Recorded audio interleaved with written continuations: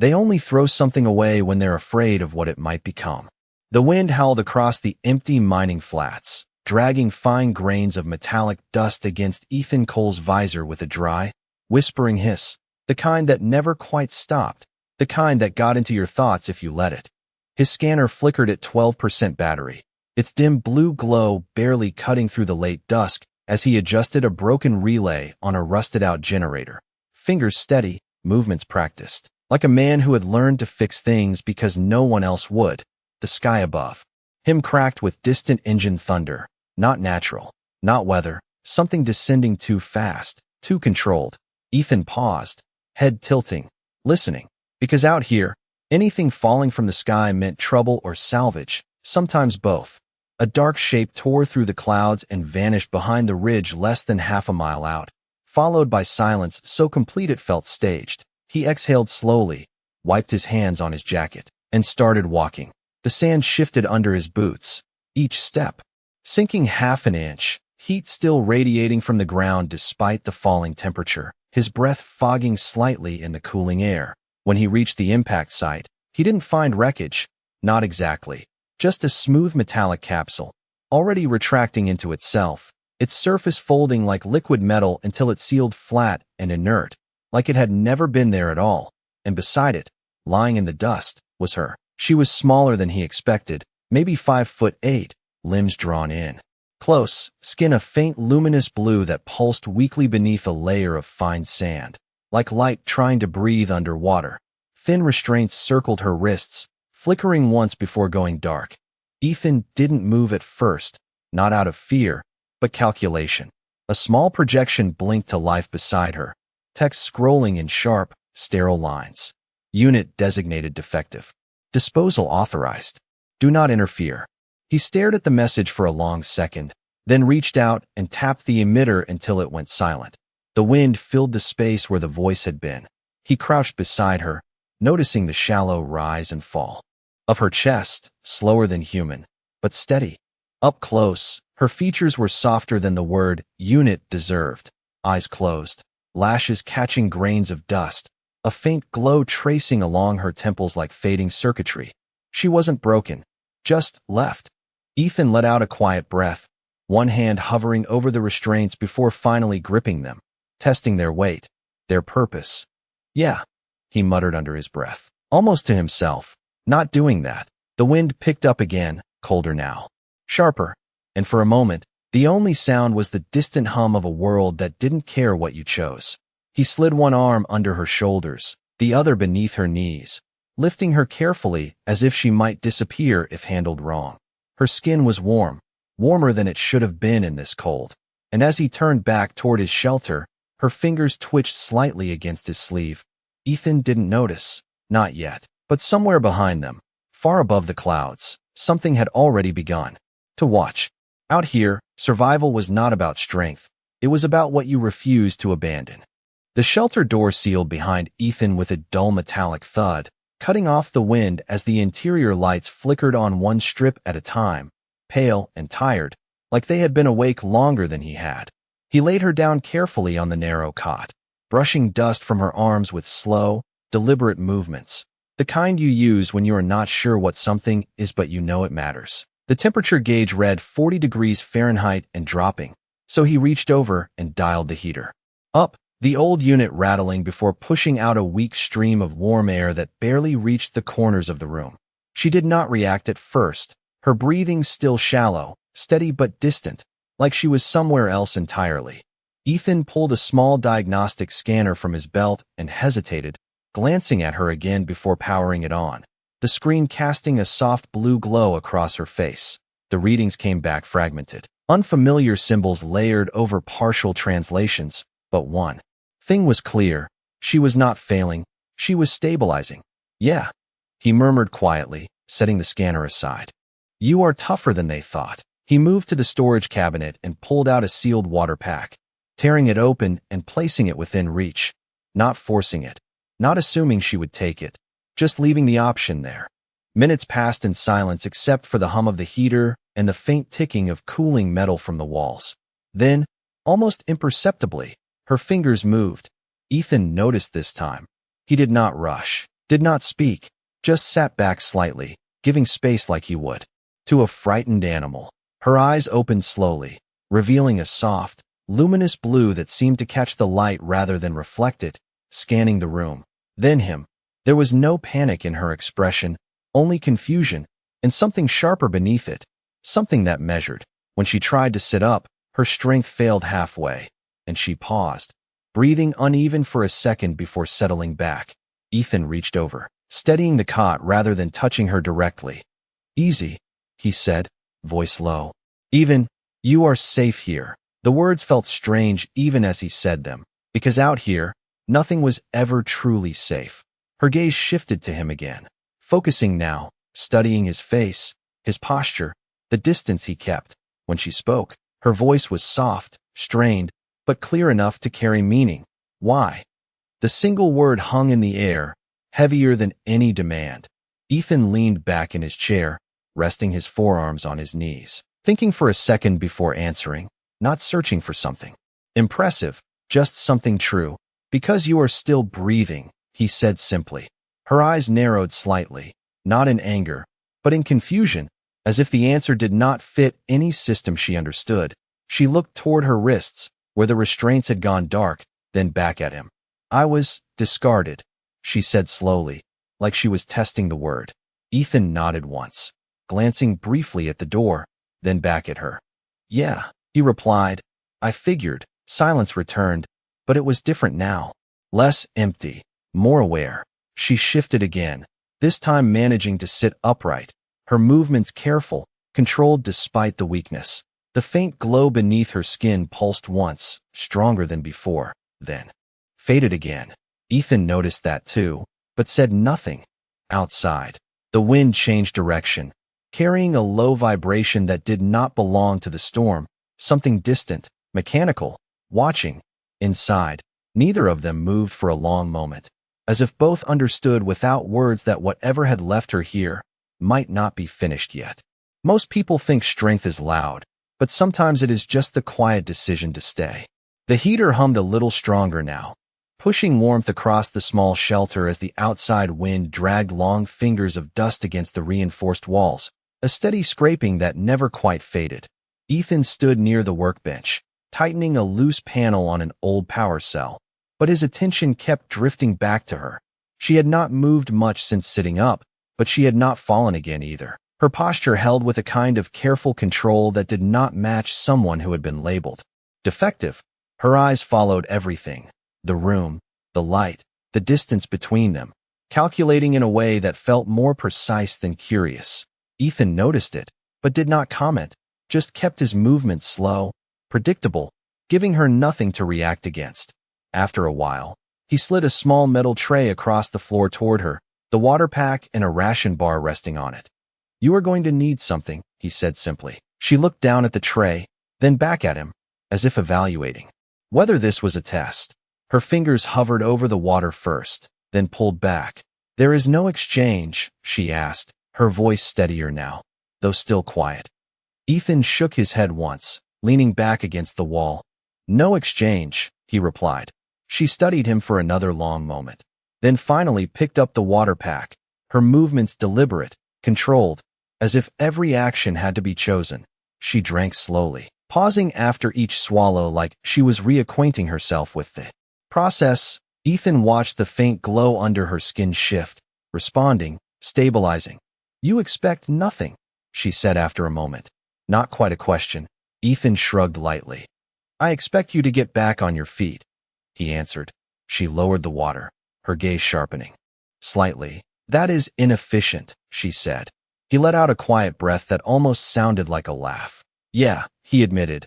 "I get that a lot." Silence settled again, but it felt different now, less guarded, more balanced. She finished the water and set it back on the tray with careful precision, as if even small objects deserved respect.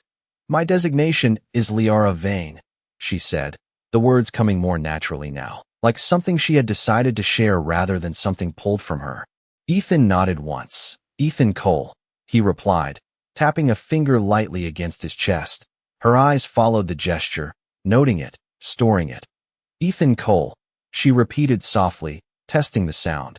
The glow beneath her skin pulsed again, stronger this time, tracing faint lines along her arms before fading.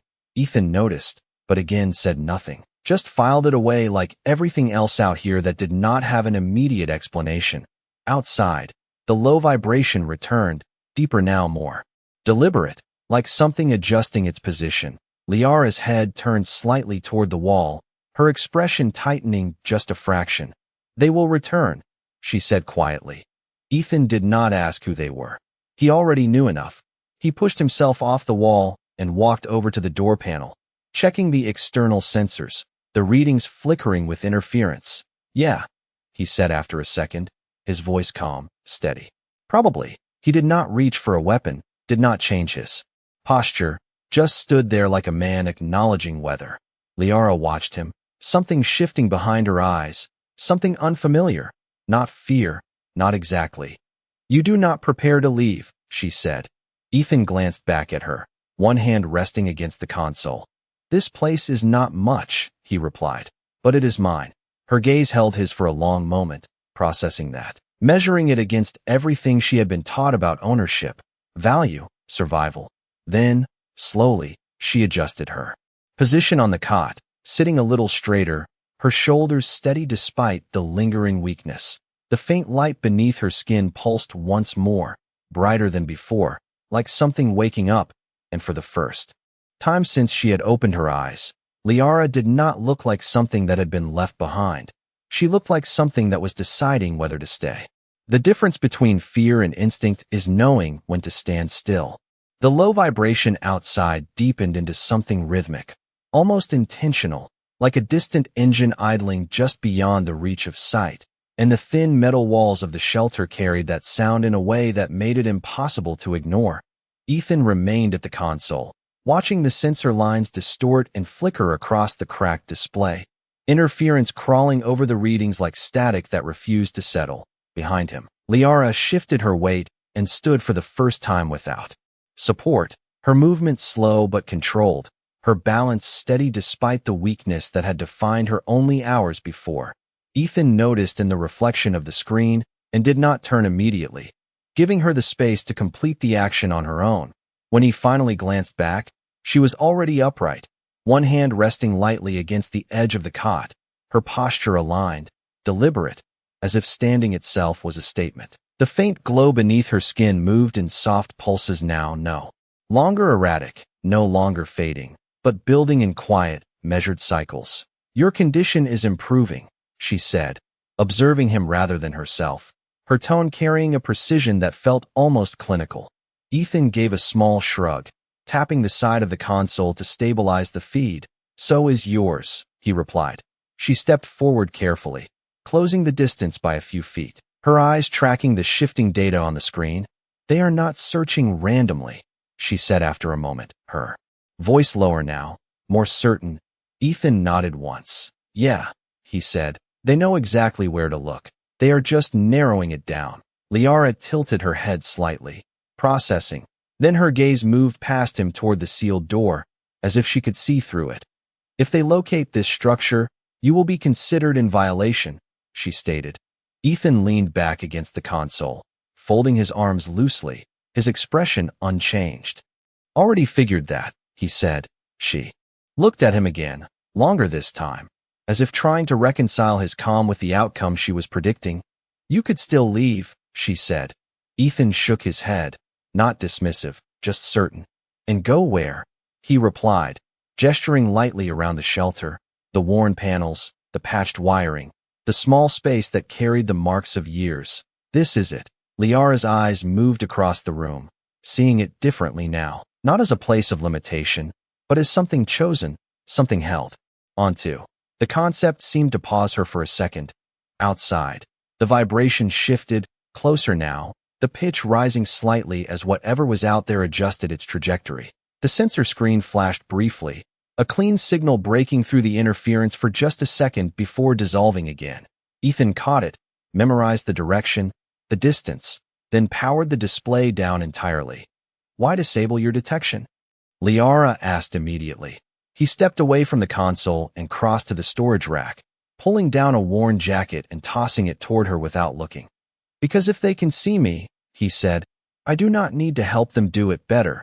The jacket landed within her reach, and she looked at it, then at him, before picking it up slowly. The fabric was rough, heavy, clearly not designed for her physiology, but she adjusted it anyway, pulling it around her shoulders with a kind of quiet acceptance. Ethan moved to the door panel and placed his hand against it, not opening it, just resting there for a second, listening. Liara watched him, the faint glow beneath her skin brightening once more, responding to something deeper than recovery. You are choosing to remain, she said softly, not as a question this time. Ethan glanced back at her, his expression steady, grounded. Yeah, he answered.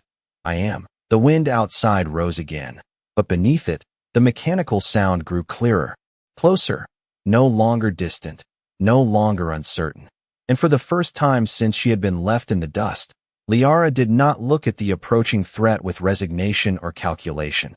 She looked at Ethan, and something in her expression shifted into recognition, not of danger, but of a choice she had never seen before, and had not yet decided how to answer.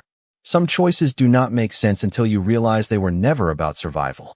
The sound outside shifted again, no longer distant or searching, but steady, deliberate, like something that had already decided where to stop. The shelter walls vibrated softly with each passing second, dust drifting from the ceiling in fine lines that caught the dim light. Ethan stood by the door, not reaching for the controls, just listening, counting the rhythm of the approach as if it were weather he had learned to read. Behind him, Liara adjusted the oversized jacket around her shoulders, the fabric hanging unevenly but held in place with quiet intention, her posture no longer fragile, no longer uncertain. The glow beneath her skin moved in deeper waves now, synchronized with something internal, something that felt less like recovery and more like awakening. They will not negotiate, she said, her voice calm, almost distant, as if recalling a pattern she had seen too many times. Ethan nodded slightly, eyes still on the door. Yeah, he replied. I figured they were not the talking kind. Liara stepped closer, her bare feet silent against the metal floor, stopping a few feet behind him. Their purpose is retrieval, she continued, and correction of error. Ethan let out a quiet breath through his nose, a faint smile that did not reach his eyes. Guess that makes me the error, he said. The vibration outside slowed, then settled into a low hum, something hovering just beyond the structure, patient, precise. The air inside the shelter felt tighter now, not from fear, but from anticipation, like the moment before a storm finally breaks. Liara's gaze moved to the door, then to Ethan, measuring the space between them, the choice that space represented. If you step away now, she said softly, they will not prioritize you. Ethan finally turned, leaning back against the door panel, arms relaxed at his sides. And you think I am going to test that? He asked. Her expression did not change, but something in her eyes shifted, something that looked almost like conflict. It would be logical, she answered. Ethan tilted his head slightly, considering that, then shook it once. Yeah, he said quietly, but I am not built that way. The words settled between them, simple, unforced, but carrying a weight that did not need explanation. Liara held his gaze for a long moment, the faint light beneath her skin brightening again, not erratic, not unstable, but responding, adapting. Your decisions lack efficiency, she said. Though the edge of certainty in her voice had softened, Ethan shrugged lightly. Maybe, he replied, but they get me through the day. A sharp tone echoed from the door panel, a signal trying to force its way through the system, clean and structured against the interference. Ethan glanced at it, but did not activate the response. The signal repeated, clearer this time, then shifted into a narrow beam of light that traced across the sealed edges of the door, scanning, confirming. Liara's posture straightened further, her shoulders aligning with a precision that felt almost instinctive. They have identified the structure, she said. Ethan nodded once, calm, grounded. Yeah, he answered. They usually do. The beam of light paused at the center of the door, then held steady, waiting, as if expecting compliance. Silence filled the room again, heavier now, more defined. Ethan pushed himself off the door and stepped forward, placing himself directly between it and Liara without thinking about it. Without hesitation, She watched the movement closely, every detail. The angle of his stance, the lack of preparation, the absence of calculation. You will not succeed in stopping them, she said quietly. Ethan gave a small nod, accepting that without argument. Probably not, he admitted. Her eyes narrowed slightly, not in judgment, but in something closer to confusion. Then why remain? She asked. Ethan did not look back this time. His attention fixed on the door as the light intensified. Because you are still here, he said. The words landed differently than before, not an explanation, not a justification, but a boundary he had already decided on. Behind him, the glow beneath Liara's skin surged once more, brighter than it had ever been, spreading in fine lines across her arms and neck, no longer hidden, no longer fading. And for the first time since she had been left in the dust, something inside her shifted from observation to choice. Sometimes the moment that changes everything is the one where you stop waiting to be told what you are. The beam of light at the center of the door intensified, its steady glow cutting through the dim interior like a silent command, patient but absolute. And the low hum outside deepened into something that resonated through the floor, a presence that no longer searched because it had already found what it came for. Ethan stood firm in front of the door, shoulders relaxed but unmoving, as if the decision had already been made long before this moment arrived. Behind him, Liara did not step back. This time, she stepped forward. The glow beneath her skin surged again, brighter than before, not erratic, not unstable, but structured, flowing in precise lines that traced along her arms, her collarbone, her temples, as if something long dormant had finally found its pattern. Her breathing slowed, not from weakness, but from control. The room seemed to adjust around her presence, the faint flicker of the lights stabilizing, the interference on the inactive console fading into a quiet stillness. You are interfering with a sovereign directive. A voice transmitted through the door panel, smooth, neutral, without urgency, as if the outcome had already been calculated. Ethan did not respond. He did not even look at the panel. His attention remained forward, grounded, unshaken. Liara's eyes shifted from the door to him, studying the line of his stance, the absence of hesitation, the way he occupied space not with force, but with refusal. You will be removed, the voice continued, unchanged, as if stating a simple fact of physics. Ethan let out a slow breath, almost thoughtful. Yeah, he said quietly, more to himself than to them. I figured that too. The beam pulsed once, brighter, pressing against the sealed edges of the door, searching for compliance that was not coming.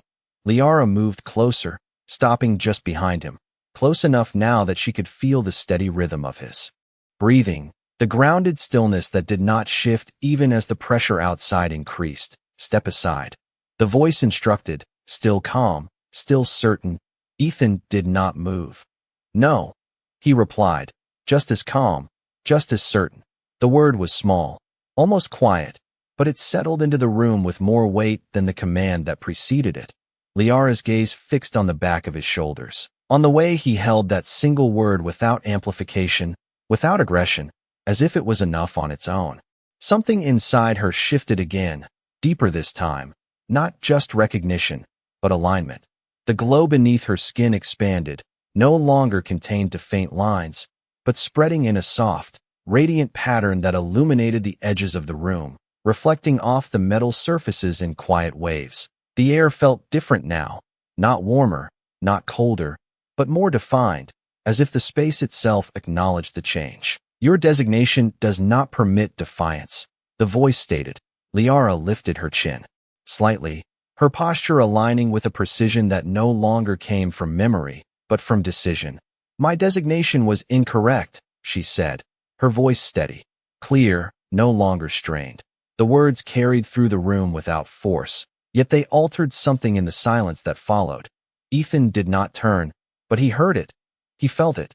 The beam at the door flickered for the first time, a brief disruption in its perfect consistency.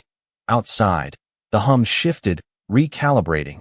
Inside, Liara stepped forward until she stood beside Ethan, not behind him, not sheltered, but present, her light steady, her gaze fixed on the barrier that separated them from what had come to claim her. I am not a defect, she said quietly. The statement did not rise, did not demand, but it held.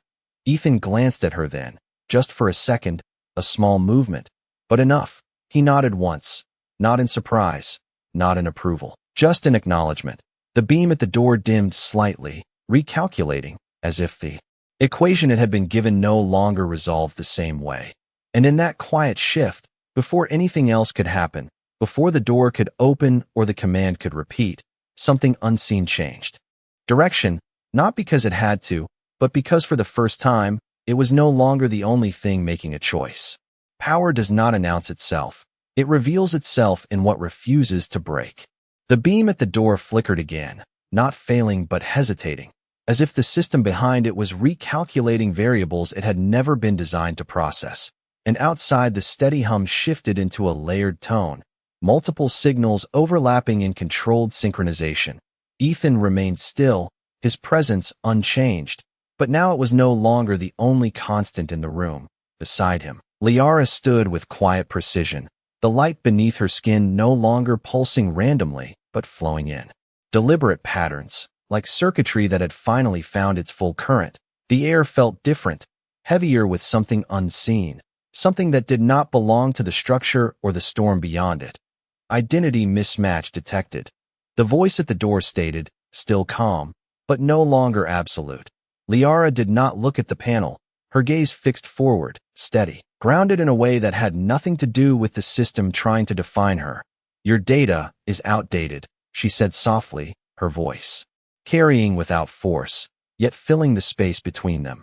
Ethan glanced at her briefly, not questioning, not surprised, just acknowledging the shift he could feel, but did not need to understand. The beam narrowed, focusing, scanning again as if trying to confirm what it had just detected. Clarify designation. The voice instructed. Liara stepped forward half a foot, enough to stand fully aligned with Ethan, not behind him, not protected, but present in equal measure. The glow along her arms intensified, tracing clean lines that reflected off the metal walls, turning the dim shelter into something brighter without increasing the light source itself. Liara Vane, she said, the name no longer tentative, no longer tested, but declared. The system paused, a fraction of a second longer than before, then responded, designation recognized as inactive. Ethan shifted his weight slightly, the smallest movement, but it carried intent. Seems like you have the wrong file, he muttered. Under his breath, Liara's expression did not change, but something in her eyes sharpened, not in defiance, but in certainty. That status has been revoked, she said. Outside, the layered hum adjusted again, deeper now, as if more systems were aligning with the recalibration. The beam dimmed, then brightened once more, but the tone had changed, no longer purely directive, but questioning. Authority override requires verification, the voice stated. Liara inhaled slowly, the glow beneath her skin spreading further, reaching her shoulders, her neck, illuminating her features with a calm, steady radiance. She did not rush, did not force the moment, just stood in it as if it had always been waiting for her. Ethan watched from the corner of his eye, seeing the change not as something sudden, but something that had been building since the moment she had chosen to stand. Verification acknowledged, Liara said quietly. The words were simple, but the effect was not. The beam at the door fractured for an instant, splitting into thinner lines that traced along the edges of the frame before pulling back entirely. The hum outside dropped in pitch, stabilizing into a low, controlled tone that no longer felt like a search, but like a response. The silence that followed was not empty. It was full, charged with a new alignment that neither of them had to name to understand. Ethan exhaled slowly, glancing at the now dark panel. That usually does not happen, he said. Liara turned her head slightly toward him. The light beneath her skin steady, no longer fluctuating. It does not, she replied. For a moment, neither of them moved, as if both were adjusting to the shift that had just taken place.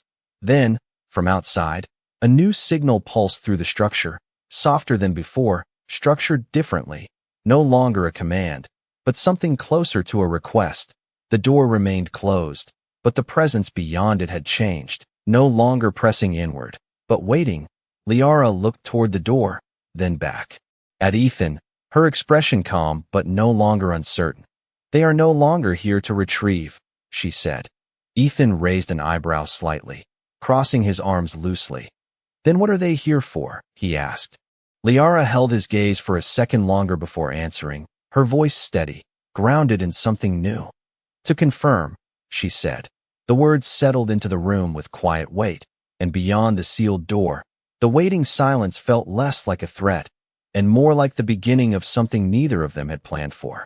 The moment power is recognized, everything that once gave orders starts asking for permission. The silence beyond the door settled into something deliberate, not empty, not passive, but waiting with a kind of precision that mirrored the change inside the room. Ethan remained where he stood, arms loosely crossed, his posture unchanged, but his attention sharper now, tracking the shift in tone like a man who had learned that quiet did not always mean safe. Beside him, Liara's light no longer pulsed. It held a steady radiance that defined her outline without overwhelming it, as if her presence had finally aligned with itself.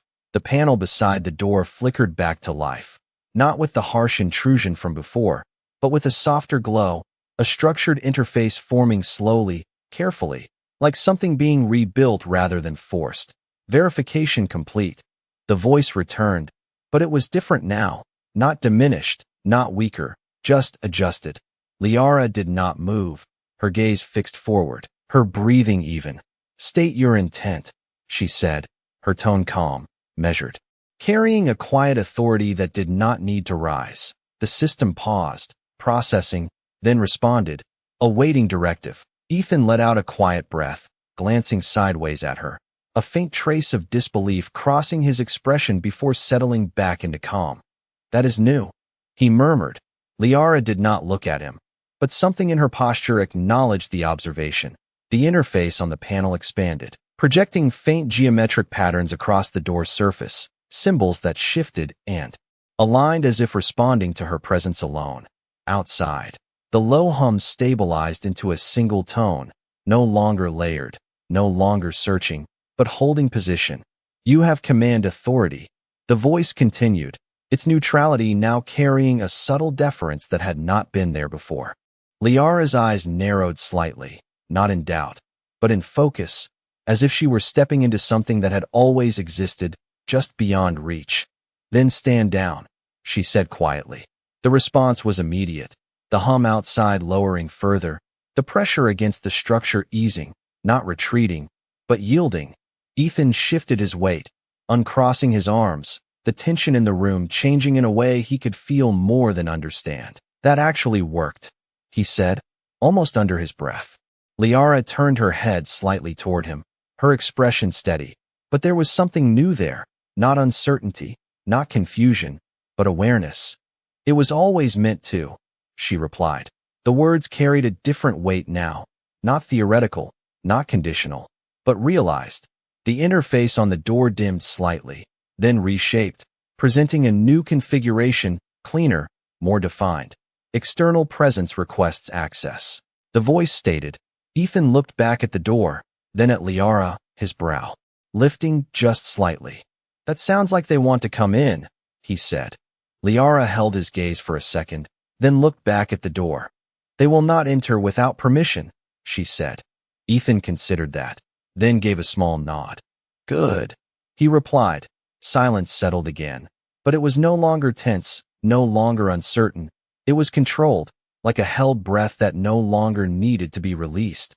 Liara stepped forward, closing the final distance to the door, her light reflecting softly across the metal surface, the patterns on the panel shifting in response to her proximity. She raised her hand, not touching it yet, just hovering inches away, as if acknowledging the boundary before crossing it. Ethan watched her from a step behind, not intervening, not questioning, just present. "Open," she said. The command was quiet, almost gentle, but the effect was immediate. The locks disengaged with a smooth, controlled sequence, the door sliding back just enough to reveal the exterior. Glow beyond, not harsh, not invasive, but steady and contained. Cool air drifted into the shelter, carrying with it the faint hum of the craft outside, now subdued, almost respectful. Liara did not step. Through. Not yet. She stood at the threshold, looking out, then glanced back at Ethan. For a moment, nothing needed to be said. The space between them held everything that had led to this point. And in that quiet exchange, it became clear that what stood outside was no longer a force coming to take, but something waiting to receive, and the choice of what happened next was no longer theirs alone, it was hers. In the end, it was never about who had power, it was about who chose to use it differently. The door remained partially open, the cool air drifting in with a quiet steadiness that matched the calm beyond it. And for a moment, neither of them moved. Liara stood at the threshold, her light no longer something that flickered or surged, but something that simply existed, constant and defined, like it had always belonged there. Outside, the structure of the craft was visible now, smooth and seamless, its surface reflecting her glow in soft, shifting patterns, as if responding not to light, but to presence. Ethan stayed a step behind, his posture relaxed, his gaze steady, not stepping forward, not pulling back, just watching as if he understood that this moment was not his to lead. The low hum that had once carried tension now felt almost like silence, controlled, deliberate, waiting. Liara inhaled slowly, then stepped forward, crossing the threshold without hesitation.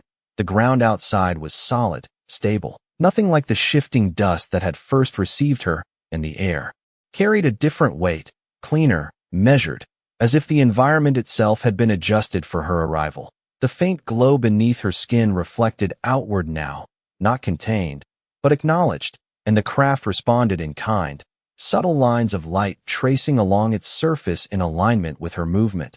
She paused just beyond the door, turning her head slightly, not looking back immediately, but aware of the presence behind her.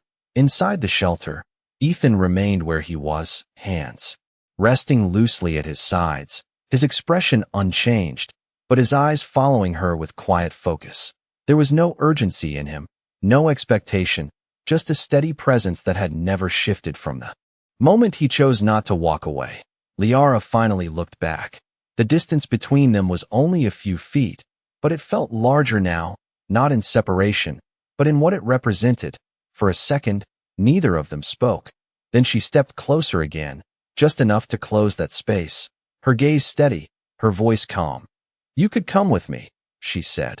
The offer was simple, direct, without weight or pressure, but it carried something deeper beneath it, something that had not existed before. Ethan considered it, not quickly, not dismissively, but with the same quiet thoughtfulness he gave to everything else. His eyes shifted briefly to the craft, to the world beyond it, then back to her. "I could," he said.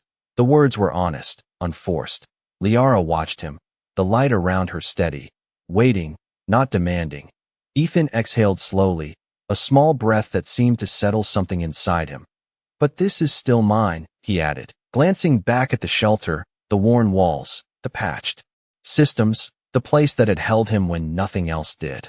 Liara followed his gaze, seeing it differently now, not as something insignificant, but as something chosen, something kept. She nodded once, understanding without needing more explanation. The silence between them returned, but it was not empty. It was full of everything that had been said without words since the moment she had been left in the dust. After a second, she reached up slowly and removed a small, faintly glowing band from her wrist, something that had gone unnoticed until now, and held it out toward him. Ethan looked at it, then at her. "What is that?" he asked quietly. Liara's expression softened, just slightly. "A signal," she said. "So I can find you." Ethan took it without hesitation, turning it over once in his hand before securing it around his wrist. It dimmed instantly, adjusting to him, like it had been waiting for that contact. He nodded once, not making it more than it was, but not making it less either. Liara stepped back then, the distance returning, but this time it did not feel like separation. It felt like continuation. She turned and walked toward the craft, her posture steady, her presence undeniable. And as she moved, the structure responded, opening, aligning, receiving her not as something retrieved, but as something returned. Ethan watched from the doorway, the faint light from the band now resting against his skin, a quiet connection that did not need explanation. The door of the craft closed smoothly behind her. the hum rising just slightly before fading into the distance as it lifted, leaving the sky as empty as it had been before. The wind returned, carrying dust across the ground, brushing against the shelter walls in familiar patterns. Ethan stepped back inside, the door sealing with a soft, final sound. He stood there for a moment, the quiet settling around him again, unchanged, and yet completely different. He looked down at the faint glow on his wrist, then out at the horizon, where nothing remained but open sky. And for the first time, the silence did not feel like something he was alone in. It felt like something